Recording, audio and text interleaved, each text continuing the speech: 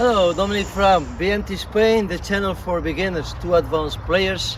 And this video is an answer to BPT of a conversation we have on Facebook about the wrist in the one-handed backhand. Now, first we have to know that the wrist can do this, this is the radial deviated position, this is the ulnar deviated position.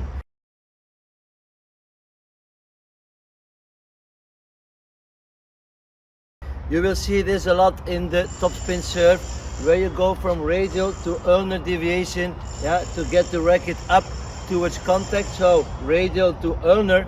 If I would put my hand like this, I would have this. Then we have also extended and flex position.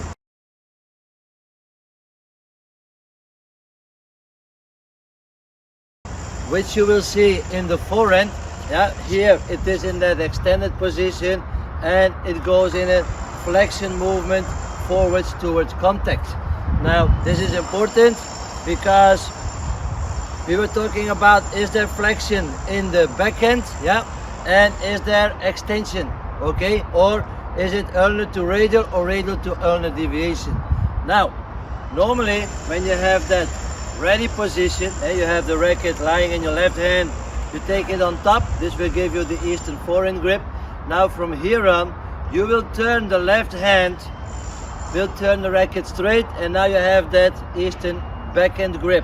So turn it by the left hand, racket straight. Now from here on, we have that grip. Now what we see here is that I have already a little knuckle in here. So that means my hand is already getting into a extended but not fully extended position. If you make your hand like this, now it's neutral. If I make a fist, you will see I get in an extended position but not fully extended. And this is what we will have in that eastern backhand grip. So now I have it and it will stay almost all the time in that position.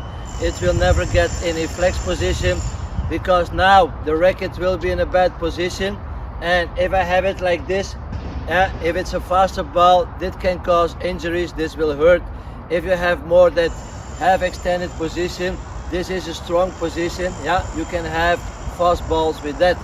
Now, from turning, from that ready position, turning, the left hand will bring the racket back, and you will see, once we are getting more in the back, that hand position will go in that radial deviated position.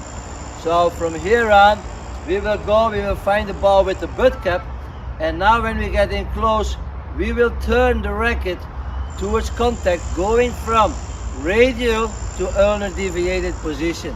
If we want to have that ball more down the line, we will turn it like this. If we want the ball more cross, we will have a little more. So depending if we're going straight or we're going cross, we will have more radial to ulnar or less.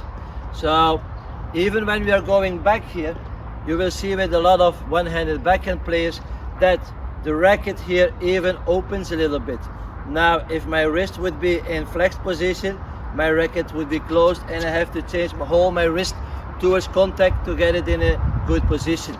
So that's why the wrist will stay more in that half extended position. Here we have that radial to ulnar deviation, and when we go in the finish, you will see that here afterwards, because we have that external shoulder rotation, that wrist could come even in a fully extended position because of relaxation. It will never be in that flex position. So we will have a extended wrist during the whole stroke, depending. Some players will have more this like Gasquet, others will have more, a little less for Dimitrov, depending, but it will never be in a flex position, and you will have radial to ulnar deviation towards contact. You cannot stay in that L shape like everybody's talking about, because you won't have contact around the 45 degree. Now with that L shape, that ball will go over there.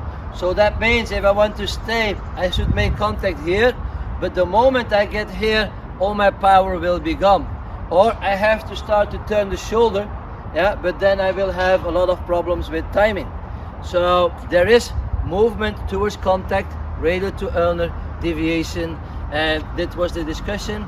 So this was the picture, and if you watch that wrist, you can see there is a little knuckle in the wrist, so it has a half extended position. And if you watch the line between the underarm and the racket, you see that the wrist is in a ulnar deviated position, not in a radial deviated. So this is the conversation we are having, the wrist position and the angle. I hope the video will make it more clear, and I'm waiting for your response.